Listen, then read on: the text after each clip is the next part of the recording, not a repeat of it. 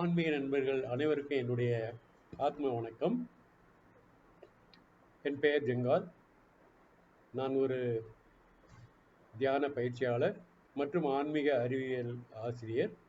கடந்த 4 வருடங்களாக தியான பயிற்சியையும் ஆன்மீக பாடங்களையும் பலதரப்பட்ட மக்களுக்கு நான் சொல்லிக் கொடுத்துட்டு வர்றேன். அதாவது கிராம மக்கள், நகர மக்கள், கிராம இளைஞர்கள், நகர இளைஞர்கள் மற்றும் பள்ளி மாணவர்கள், மாணவிகள், நண்பர்கள், உறவினர்கள் அனைவருக்கும் இந்த தியான முறையையும் ஆன்மீக அறிவியல் பாடங்களையும் சொல்லிக் கொடுத்துருவாங்க மாஸ்டர்ஸ்.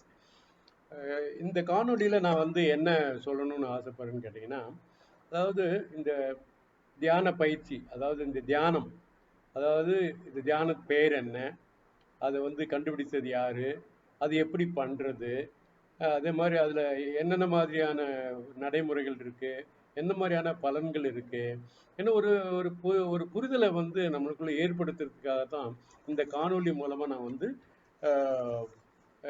உங்களோட பகிர்ந்து கொள்ளலான்னு ஆசைப்படுறேன் ஃப்ரெண்ட்ஸ்.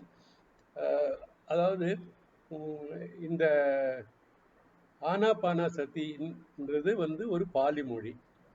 அதாவது ஆனான்னா உள் வரக்கூடிய மூச்சு, அப்பானா வெளி போகக்கூடிய மூச்சு, சத்தினா அந்த மூச்சோட இணைந்து இருக்கிறது. இதுதான் மாஸ்டர். இந்த ஆனாபான சதி தியானத்தை கௌதம புத்தர் சுமார் 2500 வருஷத்துக்கு முன்னாடி இதை கண்டுபிடிச்சிருக்காரு. அதாவது இந்த தியானம் மிக மிக எளிய தியான முறை. அதே மாதிரி யாரு வேணாலும் பண்ணலாம், எப்போ வேணாலும் பண்ணலாம், எங்க வேணாலும் பண்ணலாம். இதுக்கு இந்த நிறைய இந்த கண்டிஷன் இல்லாத ஒரு சுலபமான தியான முறை நண்பர்களே.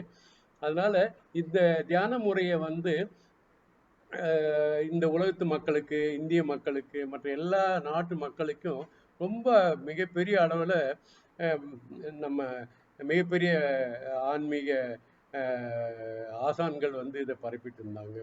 அதில் குறிப்பாக பிரம்மரிஷி பிதாமகா பத்ரி சார், அப்புறம் global teacher Pradeep Vijay master மற்றும் பல பிரமிட ஆசான்கள் இந்த ஆனாபான சதி தியானத்தை மக்களுக்கும் சொல்லி கொடுத்துருக்காங்க. அதே மாதிரி ஆன்மீக அறிவியலை பற்றி ஒரு அருமையான ஒரு பாடங்களையும் ஞானத்தையும் வழங்கிட்டு வராங்க மாஸ்டர்.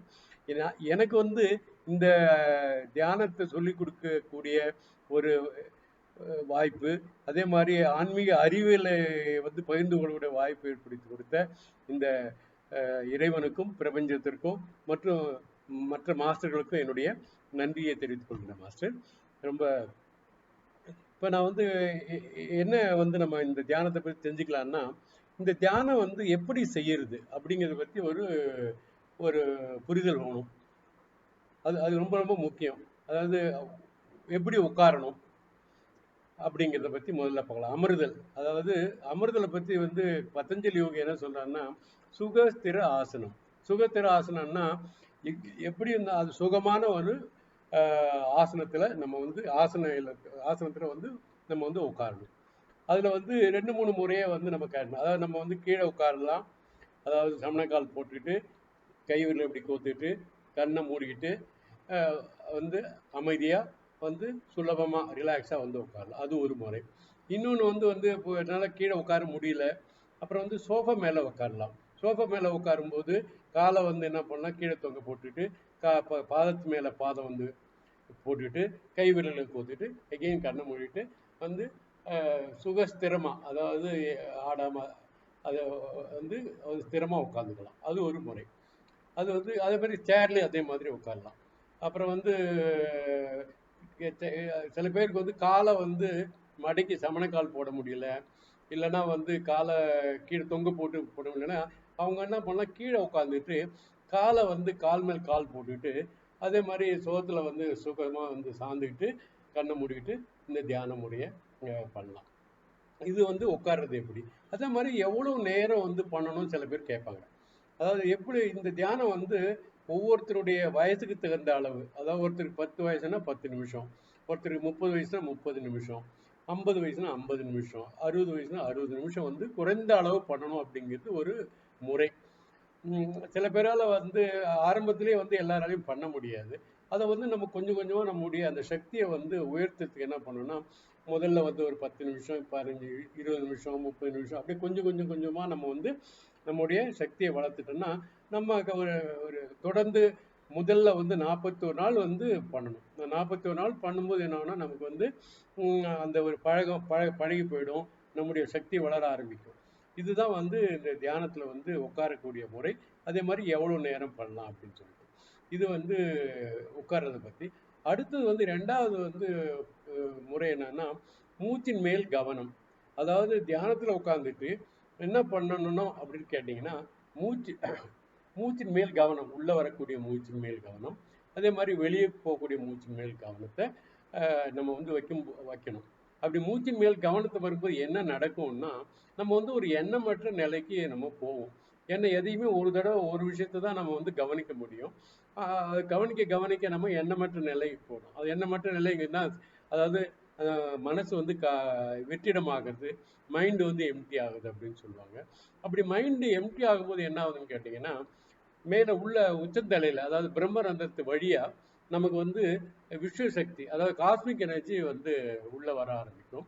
அப்படி உள்ள வரும்போது நம்ம உடல்ல இருக்கக்கூடிய நாடி மண்டலங்கள் வந்து சுத்தி ஆகும். அதாவது நம்ம உடல்ல 72,000 நாடிகள் வந்து இருக்கு. அது வந்து என்ன ஆகும்னா கொஞ்சம் அது வந்து சுத்தமாகும்.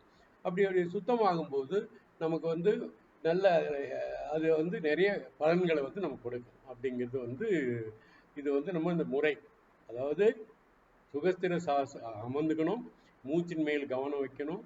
மூச்சின் மேல் கவனம் வைக்கும்போது எண்ணமற்ற நிலைக்கு போகிறோம். எண்ணமற்ற நிலைக்கு போகும்போது நம்முடைய விஸ்வ சக்தி உள்ளே வரும். அதே மாதிரி நம்முடைய ஆற்றல்கள் அதிகமாக அதிகமாக நிறைய அதனுடைய மாற்றங்கள் நம்ம உடலில் வந்து ஏற்படும் மாஸ்டர். அப்புறம் வந்து அடுத்தது வந்து தியானத்தை எப்படி முடிக்கிறது. இப்போ நம்ம என்ன பார்த்தோம், உட்காரது எப்படி பார்த்தோம், மூச்சின் மேலே எப்படி கவனிக்கிறத பார்த்தோம். அப்புறம் வந்து தியானத்தை எப்படி வந்து நம்ம முடிக்கிறதுன்னு பார்த்தீங்கன்னா, அதாவது நம்ம வந்து ஒரு குறிப்பிட்ட டைம் வச்சு பண்ணலாம். இல்லைன்னா மியூசிக்கில் வந்து டைம் வச்சுட்டு பண்ணும்போது தியானத்தை வந்து ஓகே 20 நிமிஷம் பண்ணியாச்சு, இல்லை 30 நிமிஷம் பண்ணியாச்சு அப்படி ஒரு நிலைமை வரும்போது நீங்கள் என்ன பண்ணணும், கை விரல்கள் அப்படி கோத்துட்டு இருக்கீங்களா, அதை எடுத்து அப்படியே கண்ணு மேலே வந்து 5 நொடிகள் வந்து அப்படி வச்சுக்கணும். ஏன்னா இந்த சக்திகள்லாம் இதில் இருக்கும். அந்த 5 நொடிகள் வைக்கும்போது 5 நொடிகள் வச்சுட்டு அப்படியே நிதானமாக கை விரல்களை கீழே கொண்டு வந்து நீங்கள் வந்து கண்ணு நிதானமாக திறக்கணும் மாஸ்டர். இதுதான் வந்து தியானம் முடிக்கணும். அதே மாதிரி என்ன பண்ணணும், தியானம் ஆரம்பிக்கிறதுக்கு முன்னாடி உட்காருங்களா, அப்போ வந்து கொஞ்சம் தண்ணி குடிக்கணும். அப்புறம் முடித்த பிறகு ஏன்னா அந்த மூச்சு மேலே கவனத்தை வைக்க வைக்க நம்ம உடல் வந்து வெப்பமாகும். அப்போ வந்து கொஞ்சம் தண்ணி குடிக்கணும்.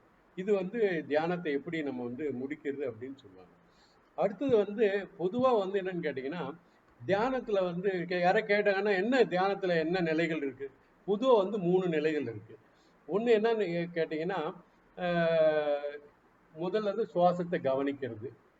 அப்புறம் கவனிக்கும் போது கவனிக்க அதாவது மனசு வந்து வெற்றிடமாகிறது. வெற்றிடமாக ஆக மேலே உச்சந்தலையிலேருந்து அதிக அளவு விஸ்வ சக்தி உள்ள வரும். அதுக்கு அடுத்தது வந்து என்னன்னா, நம்ம உடல்ல இருக்கிற 72,000 நாடி மண்டலம் வந்து சுத்தப்படும் போது நமக்கு ஏதாவது வியாதிகள் இருந்தது, வலிகள் இருந்தது, அதெல்லாம் வந்து அதெல்லாம் வந்து கிளியர் போயிடும். இதுதான் இந்த நிலைகள் வந்து பொதுவாக இந்த தியானத்தில் வந்து நம்ம வந்து ஏற்படக்கூடியது. அடுத்தது இது தியானம் வந்து ஒரு தியான அறிவியல்னு சொல்றாங்க. ஏன்னா இது வந்து ரொம்ப மிக மிக சுலபமான ஒரு தியான முறை. அது ரொம்ப எளிய முறை இது. அப்புறம் வந்து நம்ம என்ன பண்ணணும், நமக்கு செய்ய வேண்டியதெல்லாம் வந்து இந்த மூச்சின் மேலே கவனத்தை வைக்கணும். கவனத்தை வைக்கும்போது என்ன இருக்கும்போது நம்ம வந்து மனசு வந்து வெற்றிடமாகும். அது அடுத்தது. அது ஆக ஆக அடுத்தது வந்து நமக்கு அதிக அளவில் வந்து நம்ம சக்தி வந்து உள்ளே வரும். அதாவது பிரபஞ்ச சக்தி. அப்புறம் ஒரு இன்னொரு முறை என்னன்னா, இப்போ எங்கே ட்ராவல் பண்ணுறாங்க கூட நம்ம வந்து ட்ராவல் பண்ணுறோம். பஸ்ஸில் போனால் உட்காந்து தியானம் பண்ணலாம், ட்ரெயினில் போனால் உட்காந்து தியானம் பண்ணலாம், எந்த இடத்துல வேணால் உட்காந்து நம்ம தியானம் பண்ணலாம். இதுதான் வந்து இப்படி பண்ணும்போது நமக்கு அந்த ரிசல்ட் கிடைக்கும். அதுதான் இது வந்து தியான அறிவியல் அப்படிங்கிறது.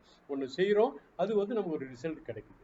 அதாவது அதனுடைய காஸ் அண்ட் எஃபெக்ட் அது தெளிவாக இருக்குது. அதுதான் வந்து இதை வந்து தியான அறிவியல் அப்படின்னு சொல்கிறாங்க. அடுத்து தியானத்தினுடைய பலன்கள் அப்படின்னு வந்து நம்ம வந்து பொதுவாக சொன்னோம். என்ன தியானத்துல பலன்கள்? முதல்ல வந்து நடக்கக்கூடியது என்னன்னு கேட்டீங்கன்னா, நம்ம தியானத்துல ஆரம்பத்தில் நிறைய பேர் இது வந்து அனுபவத்தை பகிர்ந்து கொண்டிருக்கா. எனக்கும் அதே அனுபவம் தான். மனசு வந்து என்ன பண்ண அமைதியாகும்.